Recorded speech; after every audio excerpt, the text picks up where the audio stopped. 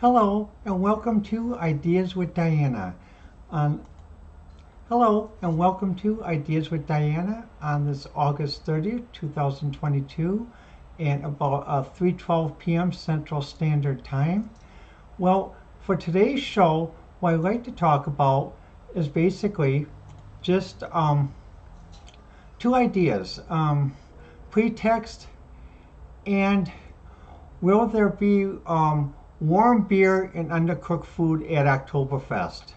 A sort of humorous tongue in cheek, although not really, because the reason why I mentioned about the pretext and the warm beer, will there be warm beer and undercooked food at Oktoberfest, is that our friends in Europe, starting next week, are going to have to go through some severe energy rationing things uh, that the grandparents had to go through in World War II.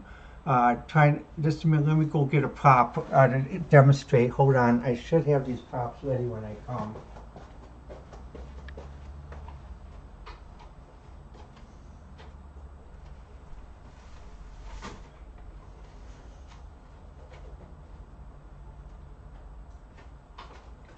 Okay, just a minute here. One thing is when I listen to the international news, they talk about things how people can take a bath. Well, this is sort of like a cake bowl. I use this actually as a football to wash my feet. But some European officials that say also I use this to store things. But so if we were to take all the stuff out that I store here, let's see, hair dryer, and that this hair dryer will come into effect pretty soon too. Let me just take some of the stuff out of here. Well, based on the energy that's required for people to save, maybe go back to the old Western day where you take a hot water, you put it in a basin, and you sponge bath yourself, like when you watch the old westerns, like The Life of Men, Have Gun Will Travel in the U.S. on MeTV, and I'm sure seen in Europe. Or the other thing for many people who have long hair, give up your hair dryer. You don't need you can wait for your hair to dry and just get all tangled up in other thing else like that. Or even something else like that though. It's just basically um, a lot of things that are going to be asked of people, especially our friends in Europe, even about driving around a major city at night with the lights turned off, like in Paris or in Germany, where they shut down the power to the escalators, at some of these huge malls. Um, my health is a little bit better now, but I still, for long distances, I still have to walk with a cane. This is a folding one because basically my health is not quite that good because of my heart condition that came about when I was older, and also just due to many of us who lived through COVID and stuff like that. So when you think about these escalators, people who run 5 miles every morning, they're going to be able to do this like this, skip a step, boom, boom, boom, boom. But people who are a little bit older, shopping and work at a desk or work in an office, this is going to be a death climb. I mean, it's like, oh God, do I really need to come here to shop, to walk up these darn escalators to get? Is there another way? Can I just order online? And you'll find a lot of people trying to do that, but I'm not sure how well Amazon Prime works in Europe because in the US we get free shipping, but I'm not sure in Europe though. Or even, the other thing is, or like with the Chinese, what our friends in China have to do, those who commute have to ride in a dark subway with the lights off at sea. There we go, a little bit of an effect, but a little bit darker, but have to with the lights off to in a red light while you're driving, so you feel like you're part of the movie The Hunt for Red October in the submarine when they're being chased. One ping only. So and this goes back to pretext because on Worlds Apart, which is on RT, a show by Oksana Boyko, who I've been watching for quite a while, as well as some other shows on RT on science and discussions. There's another one that's on RT too. Oh, I forgot the name. But it was a science show that ended about in March like that, though. You can still watch it on reruns on the website. But on Oksana Boyko's show, she had an episode called Pretext and Subtext.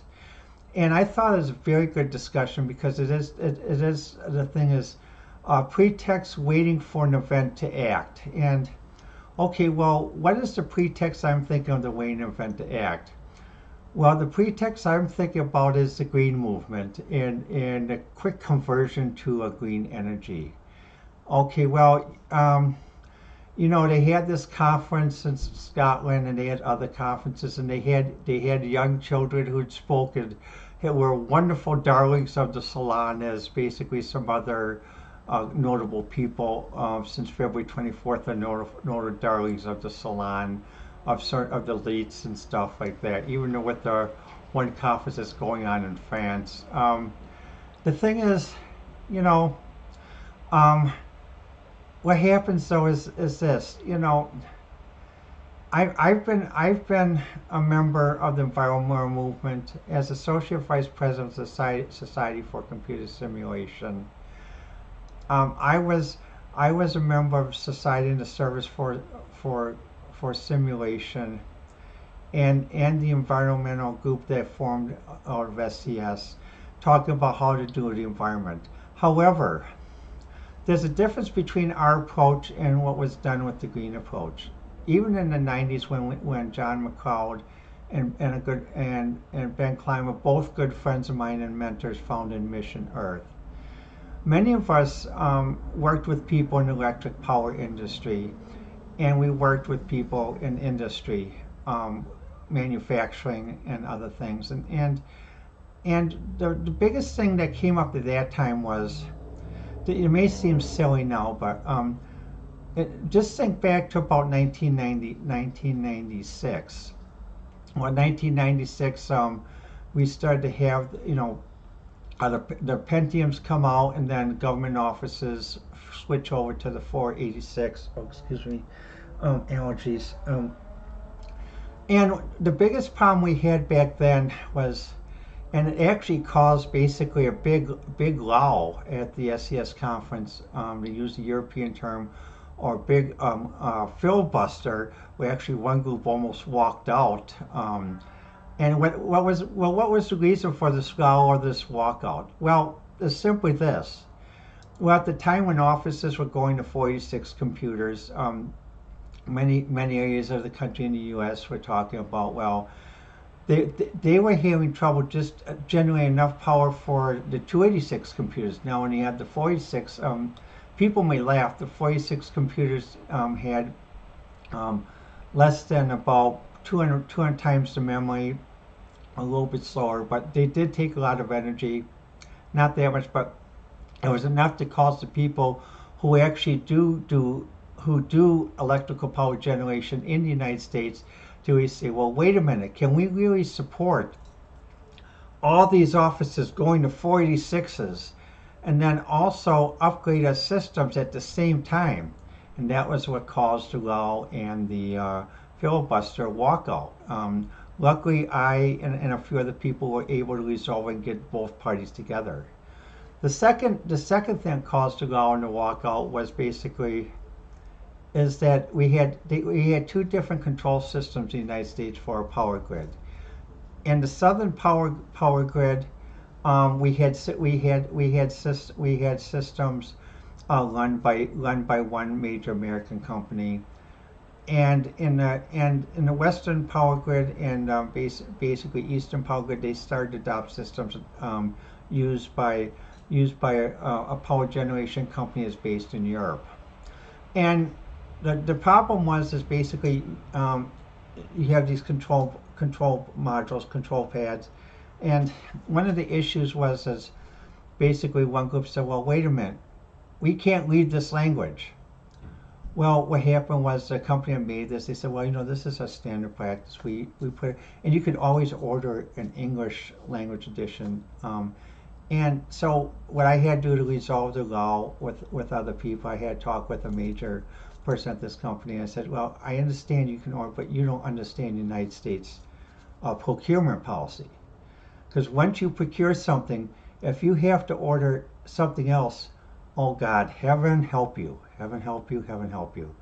Because it's almost like making an appeal upon high to get the extra funds to buy these extra manuals in English. He says, oh, I didn't understand that. Well, in our country, it's just, we allow extra money just in case well, over here, no, you get your procurement money in one batch, and if you didn't plan ahead to make sure you got everything in that one budget, God heaven help you, unless you know someone who can help you sideways. And so what happened was basically when I explained that resolved, and they said, oh, and I said also, you got to remember when you're selling over here, yes, there are many people who are of your descent, and I am too. I say Gesundheit as well, but you got to understand that many people here speak American English. I mean, I understand what you're saying. I actually was raised in a community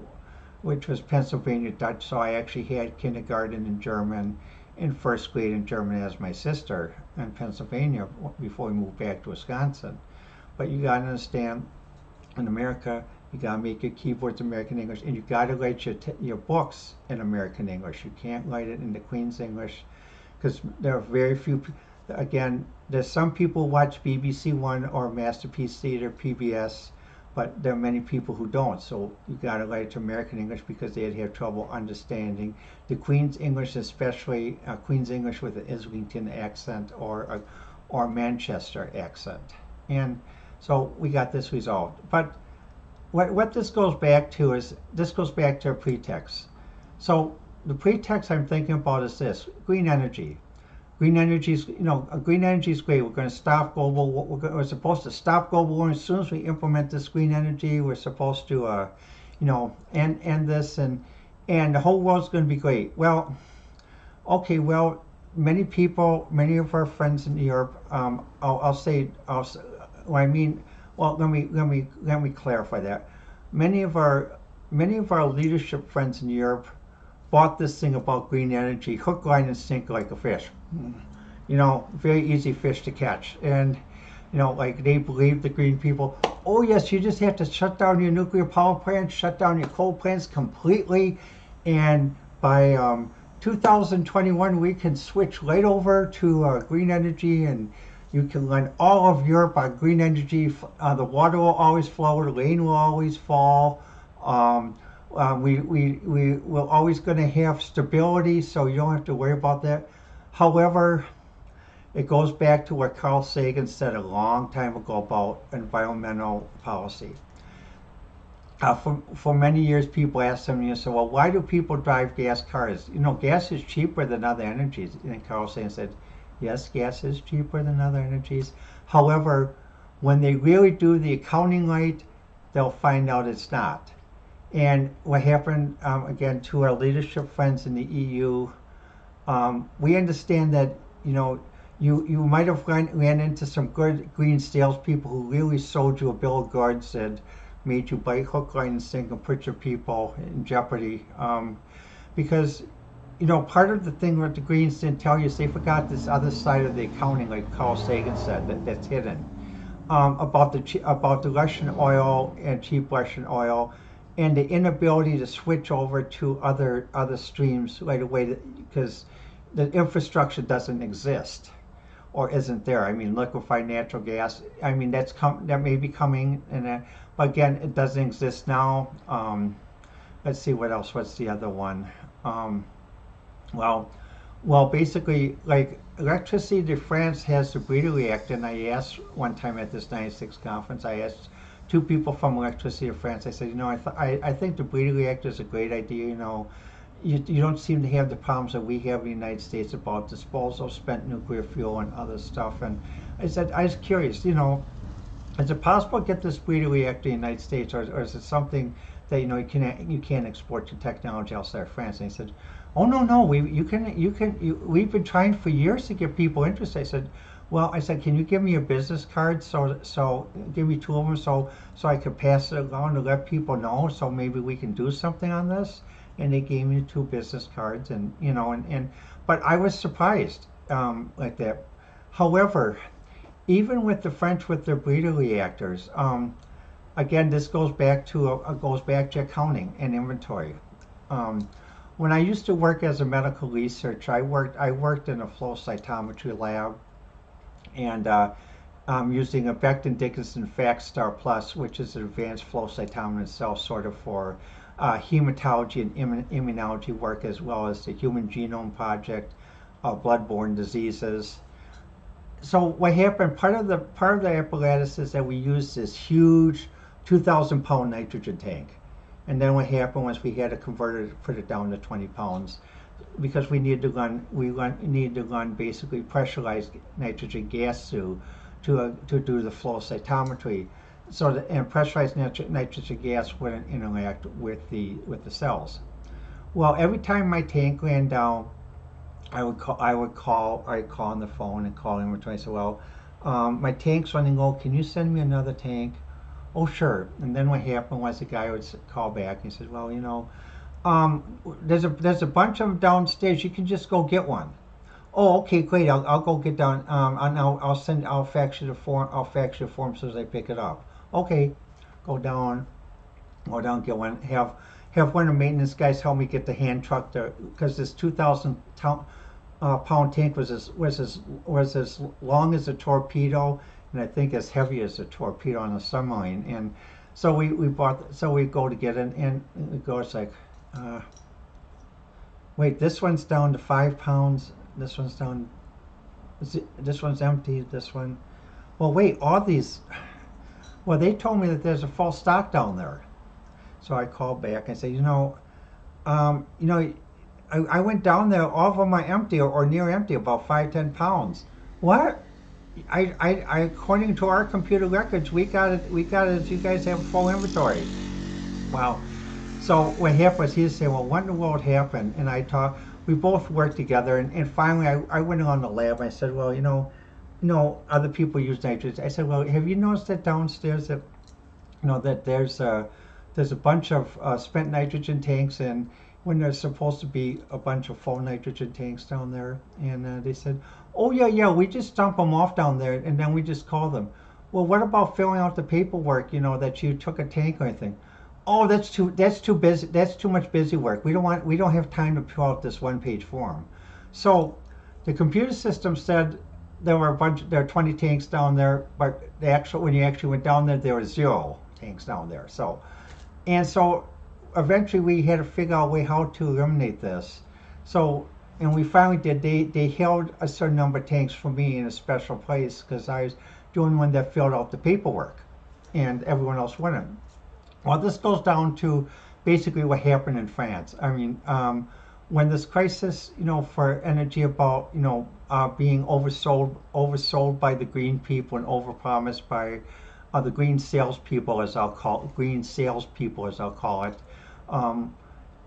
Many of us who work, in advanced organizations like I do with SCS and also other government type projects, we understand how easy it is to get oversold by these green salesmen, because even like when you buy government computers, I used to work as a VAR for many years.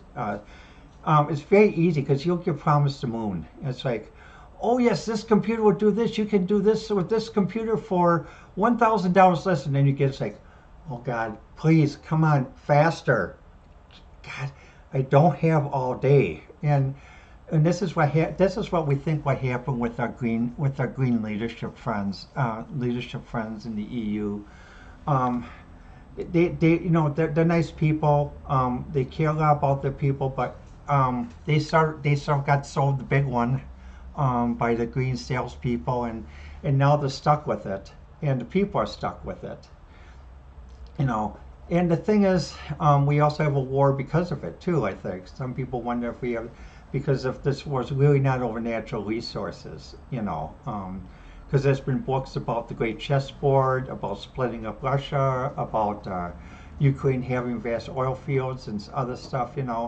And even with the group I worked with at SDS in the 90s after the Cold War, all of us agreed that basically no country was allowed to be split up. So whatever the borders were in 1990, those were the borders. So, like for example, at one point there's a discussion about Germany wanting to repartition Poland, no, we agreed that whatever the borders were in 1990 are the borders. So basically, whatever the borders of Russia were in 1990, those are the borders. Whatever the borders of Ukraine were, those are the borders.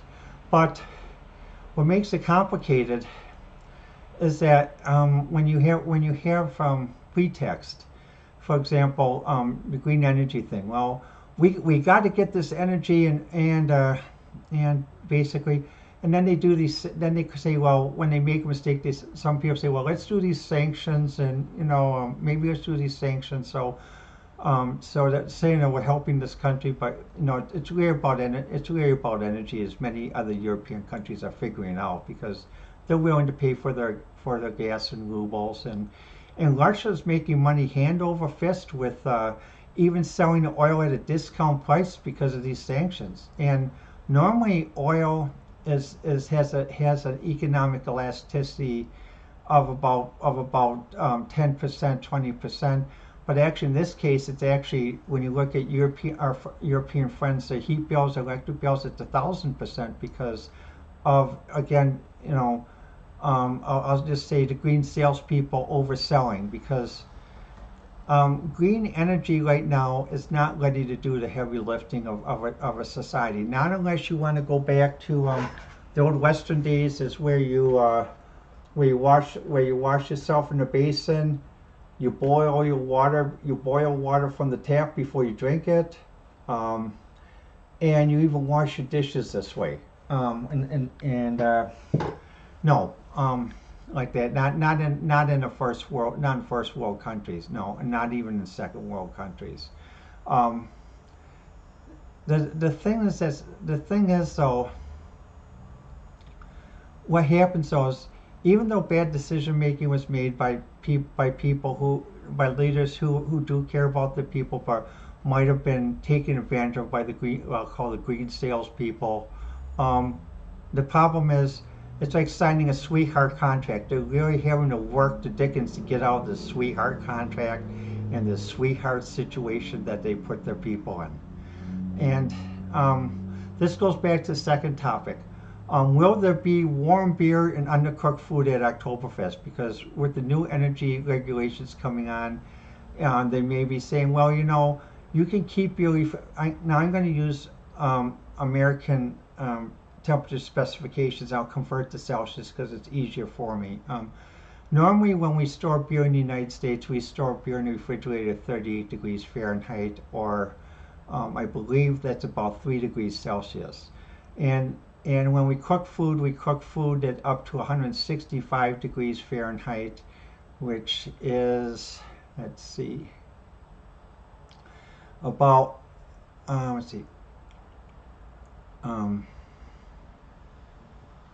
about 60 to 70 degrees Celsius. And the reason why we do this is because to make sure the food's fully cooked and that you don't get sick. But what happens, I've gone to some places where they tried to keep, some stores where they tried to keep the refrigerator warmer to save on energy bills. I bought cottage cheese. Oh my God, never again. But very watery, it's like, oh God, it doesn't even look like cottage cheese anymore. And that's the same thing with beer, basically. No one likes warm beer, and you can tell, if beer's been kept, basically at 45 degrees, or may feel cold, but we drink, it's like, oh God, this beer, why has this beer been sitting out for so long? And when you go to Octoberfest, I really like one of the friends of mine, when we go to our sports bar on Friday and have our beer garden, or on Wednesday when we have our snacks, beer and wine, same thing, we expect it chilled, because actually I'm going to go out later today and pick up the beer and put it in the refrigerator so it's fully chilled for tomorrow. But um, the thing is, with this energy thing, there's only so much you can do and ask people to do on energy, because basically, um, you cannot have people cut down on energy use too far without them getting sick. Or even like basically, according to weather forecasters, when weather forecasting group, Europe's supposed to have a hard winter this year, as well as 4 more in succession. And they're telling people, okay, well, you can put the temperature down in your apartment to so much. And well, the thing is, for people in the northern part of Europe, there's the even the United States at one time, there's a thing where in Chicago they sort of had an old rule where, well, you can put your apartment at 60 degrees Fahrenheit. Again, I'm using American measurements because it's easier for me. But in Wisconsin, we had a rule of 68, and when Chicago investors came up and bought up with apartments in Wisconsin, they tried to get the rule changed to 60. Well, guess what would happen? Guess what would happen in the middle of January? A bunch of water flooding your apartment or your bedroom because basically the pipes froze. And they said, well, that's 60. That's the goal. Reason we say in Wisconsin you got to keep the apartments at 68 is because, or the old day, or even the older standard of 72 is because it's not for the walls of the apartment. It's for the pipes that are above you, on the side of you, that the heat penetrates those walls and penetrates those pipes, because that area does not have a heating unit. So you got to keep your pipes warm. And the second thing about energy usage too, like Germany has now shut off the lights to various monuments at night. Like I said, escalators. Um, you know, yes, it's great to encourage people to be healthy, and I'm all for one of that. But I used to play. I used to be able to play 36 holes of golf and play in the amateur golf tournament. But I'm a certain age now. I even have to walk with a cane, and even when I go shopping, many friends who work at the grocery store that I used to work with in the past, and they see me. If I don't have my cane, they say, "Well, are you sure?" I said, I'm okay, but they asked me. I said, "You didn't walk?" I said, "No, I had a friend drive me," because they know that even though I may live about 9 blocks away from the store, they said, "No, you're not in shape to walk that 9 blocks and carry groceries back." And so, the point is, you got to consider people who are not, quote, super fit. I mean, those that can't run, that don't run 5 miles when they wake up, or 5 miles after they come home from work, or do the military push-ups.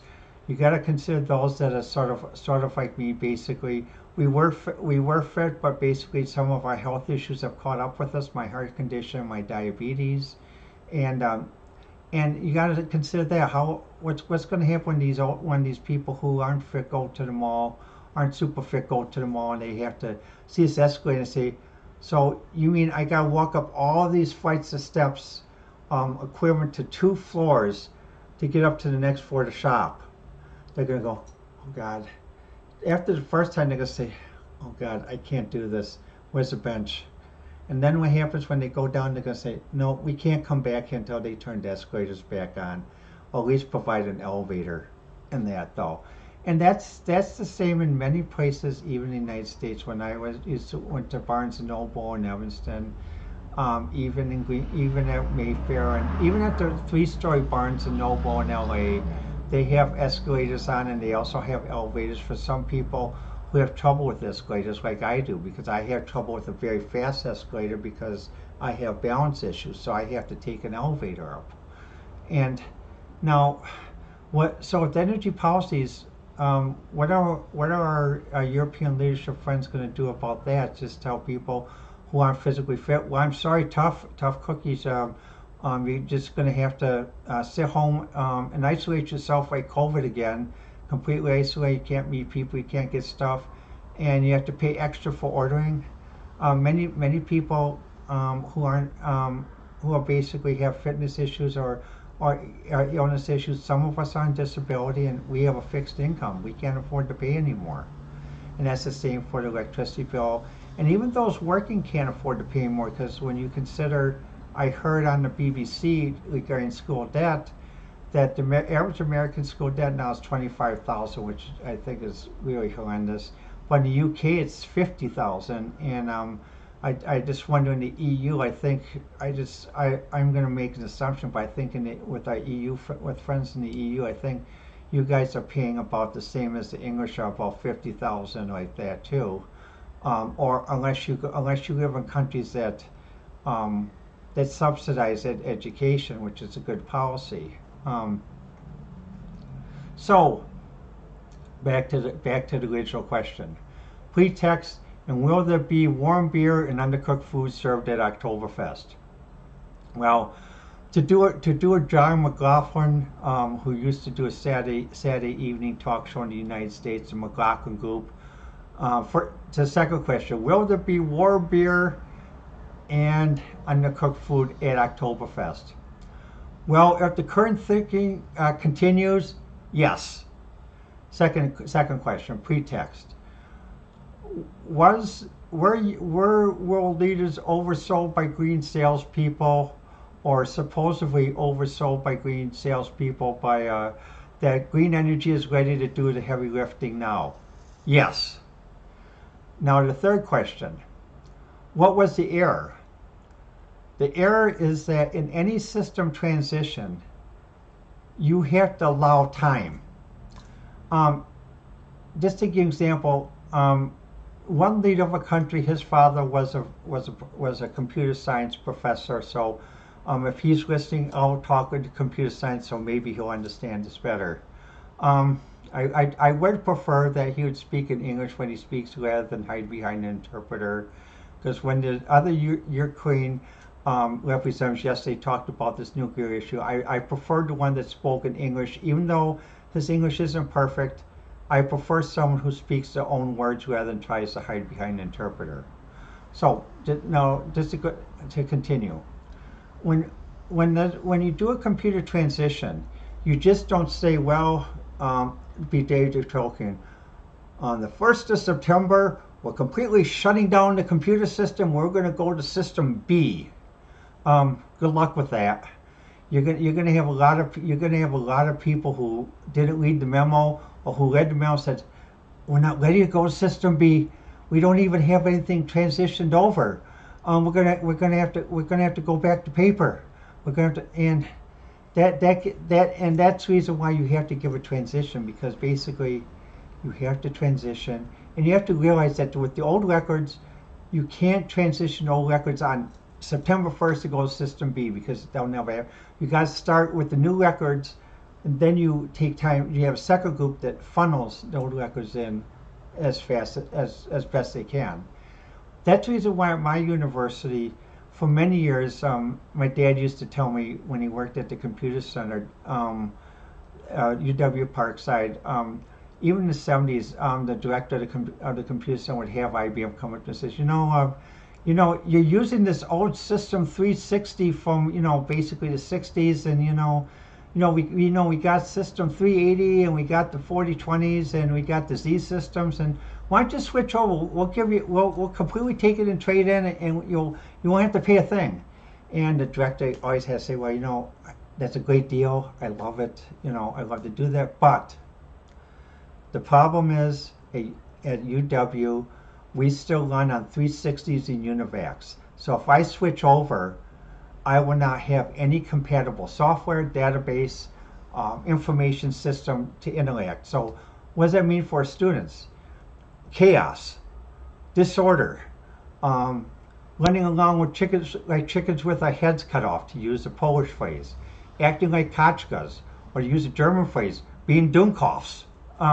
So even to this day, for certain student record activities, UW Parkside still has this 360 system goal. So like for example, when I get an account to use a computer system or use internet, everything is 8 characters. So what happens is whenever they give me a username, it's part of my name with the 3-digit code at the end. So 5 digits of my last name with a 3-digit code at the end. and it's 8 characters. And it's the same. So now, if there's a brother and sister, then the brother may be 001, the sister may be 002. Again, but the reason why they do that is to keep in sync, because Wisconsin still relies on old technology of 360s and UNIVACs, and they are starting to get to Linux, but most of the people in Wisconsin like me who use Linux are those that don't work at the state level. We've worked outside the state and seen what the real world is really like in that. So that's why going to green energy, with this one Scottish conference that occurred in December, and just, or even switching right away, like our European leadership friends did. I mean, I understand you feel the urgency, and according to one speaker, you feel that the house is burning down. Yes, but even a fireman would tell you, when a house is burning down, you don't panic, you don't do rash things, you stick to the plan, stick to the plan, stick to the plan. Slowly and surely, you get the people out. You don't do anything heroic to endanger people and anything rash. You stick to the plan. It's like watching Rescue 911, 911 Lone Star on Fox in the U.S. I suggest to our European friends you should watch 911 Lone Star to get an idea of what I'm talking about, and Rescue 911, which is based in Los Angeles, to get an idea of what I'm talking about. To our friends who are having to live with this, being sold the big one and getting into a sweetheart deal in a situation with this artificial energy crisis. Our thoughts, prayers, and supports are with you. And just remember, though, no matter what happens, I support protests, but I only will support peaceful protests. I will not support protests that get violent. So if you're going to do a violent protest, you can count me out. You won't have my support. But if you're going to do a peaceful protest, I will observe, and from what I've observed, I may comment or may not comment. But I do support peaceful protest. However, let's hope we can resolve this thing really before winter really comes, because this is gonna be very bad on our European friends, and even for us in the U.S. We've had to make decisions based on high inflation, as to only buy things that we need, not what we want. And and to the one person whose father was a computer science professor and leader of a country, if you're listening, please consider watching Rescue 911 Lone Star, and please realize that the green people sound nice. They tell a good story. They have a silver tongue, as the Irish would say. But you guys got sold a bill of goods. You guys got sold into a sweetheart contracting situation. Try to find a way to resolve this, because the infrastructure to support what you got going does not exist yet. It's just like we've seen. People want us to buy electric cars, but there are only 2 electric pumps in the whole county of we've seen, in a population of 180,000 people. Not going to work. Not going to work. So just think about that. And also to the person from the Ukraine whose father, leader of the Ukraine whose father was a computer scientist. I've worked with people from many countries, and I'm not one of these grammarians who's going to criticize someone for speaking broken English, but I do appreciate if someone could speak without hiding behind a translator, like the way the one Ukraine foreign minister did yesterday when I was watching Cheddar, that he spoke in English. And I understand that he had some difficulty, but I appreciate his honesty not to hide behind an interpreter. And I would hope that to the leaders that do speak behind interpreters, please speak in English when you're speaking to an American audience or American newscaster, because we trust when it comes from your own tongue, not from someone else's tongue. Well, this has been Ideas with Diana, and I'd like to welcome you for watching. The best way to reach me is I prefer to be reached on Twitter at Diana1A or Ideas with Diana. So Diana1A or Ideas with Diana. Thank you again for watching. And to our friends in Europe and in the war zones, our support is with you, our prayers are with you.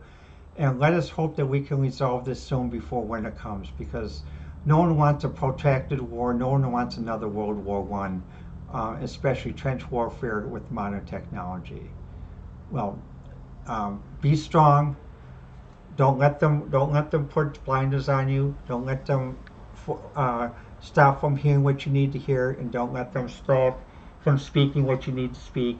But please, peacefully, peacefully, because if you don't do it peacefully, you're going to give them an excuse to turn it around and make you look like you're the aggressor. So peacefully, peacefully, peacefully.